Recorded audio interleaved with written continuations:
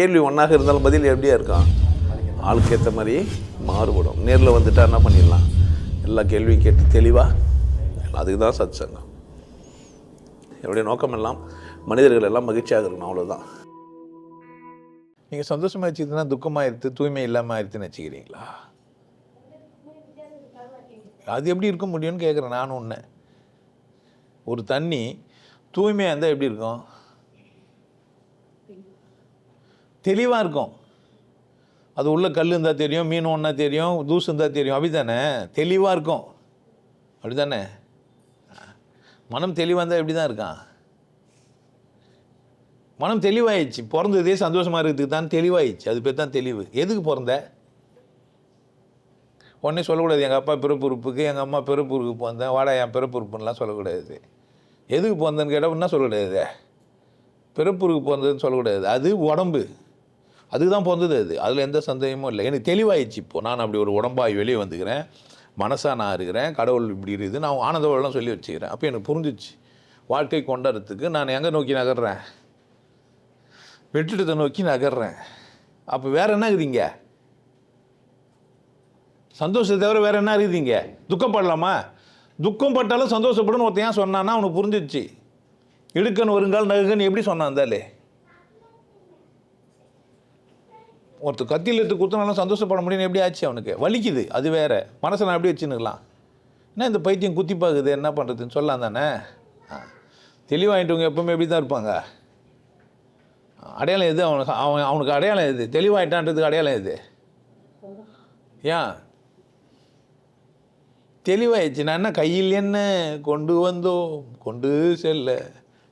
தெளிவாயிட்டீங்கன்னா சந்தோஷமாக தான் இருக்க முடியும்.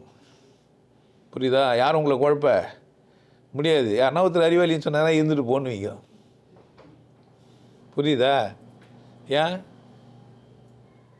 என்ன நீங்கள் தெளிவாகலையாண்ணா குழப்பந்தான். இவர் மீனை வானான்னு போடும்போது தெளிவாக தான் இருந்தார். 2 பேரும் வந்து குழப்பிட்டு போயிட்டாங்க.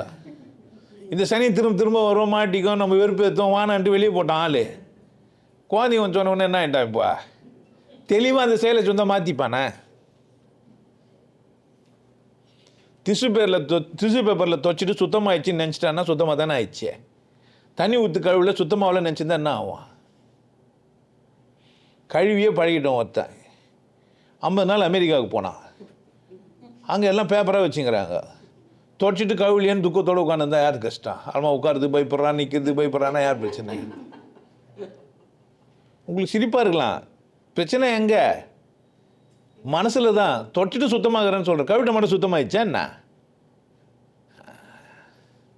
அப்போ எனக்கு புரியணும் வாழ்க்கை என்னன்னு எனக்கு புரிஞ்சிச்சு. தெளிவாக இருக்குது தவிர வேறு ஒன்றும் இங்கே இல்லை. துக்கம் பார்த்துருவங்க பக்கத்தில் இருக்கிறவங்க அழும்போது சும்மா அவங்களுக்காக அழுது அவங்க வேறு வழி இல்லையே. அவங்க ஒப்பர் வச்சு அங்கே வாங்கினா என்ன பண்ணுறது நம்மளாம்? அதுக்காக அழுதுனே இருக்க முடியுமா? எந்த பிரச்சனை வந்தாலும் தூங்க வேண்டியது யார் வேலை? சாப்பிட வேண்டியது யார் வேலை? சொல்லு.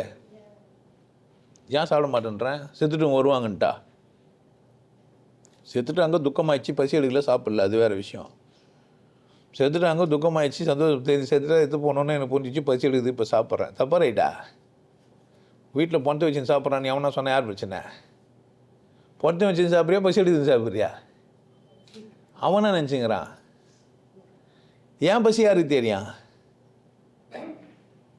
என் மனம் என்னவென்று என்னை என்று யாருக்கு தெரியும்? யாருன்னு தெரியுமா என்ன? என்னுடைய செயல் எதற்கானதுன்னு யாருக்கு தெரியும்? எனக்கு தான் பித்தியாருக்கு சொல்லி புரிய வைக்க முடியும்னு நினைக்கிறீங்க? கஷ்டம், ரொம்ப பெரிய பிரச்சனை இது. அதை தான் அதில் சொல்லியே இருப்பேன். கக்கூஸ் கழுவுனா இருப்பான், ரோட்டில் வேலை செய்யணும்னா இருப்பான், உங்கள் வீட்லேயே பிச்சைக்காரனாக இருப்பான், பக்கத்து வீட்டுக்காரனாக இருப்பான், அவன் யாராக இருக்கலாம், அதிசுத்த சேவையாக இருக்கலாம், சொல்லி வச்சுருப்பேன். அவசர பாருங்கள் வீடியோவை. யார் வேணா யாரையும் அல்பமாக நினச்சிடாதீங்க, தெளிவோடு இருப்பான் ஒருத்தன். அதனால தான் உங்களுக்கு வீடே கச்சிருக்கோம். புரியுதா? ஒரு வேலைக்காரனுக்கு கூலி கொடுக்குறதுக்காக தான் நீ நிறைய சம்பாதிச்சிருப்ப. அவனுக்கு கொடுக்க போகிற 2%க்காக உனக்கு 98% கடவுள் கொடுத்துருப்பான். உங்களுக்கு எல்லாருக்கும் ஒரு விஷயம் சொல்கிறேன்.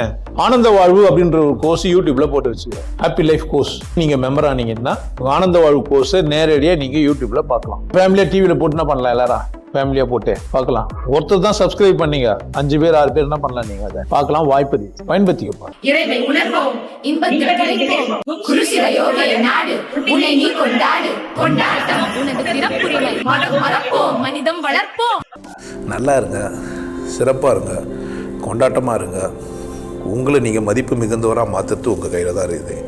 நல்லா இருங்க. நான் ஒரு வாய்ப்பு என்னை பயன்படுத்திக்கலாம். நல்லது.